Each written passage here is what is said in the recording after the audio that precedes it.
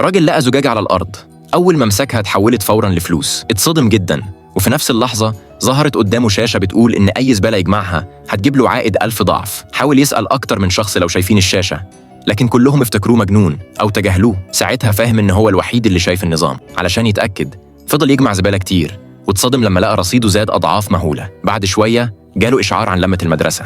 ما كانش عايز يروح، لكن النظام قال له إنه لو جمع 10 مجلات هناك هيكسب 3 ملايين دولار. فقرر يروح. وصل اللمة وكان ناوي ياخد المجلات ويمشي، لكن واحد من زمايله شافه والكل بص عليه. الناس سخرت منه وقالوا شكله زي الشحات.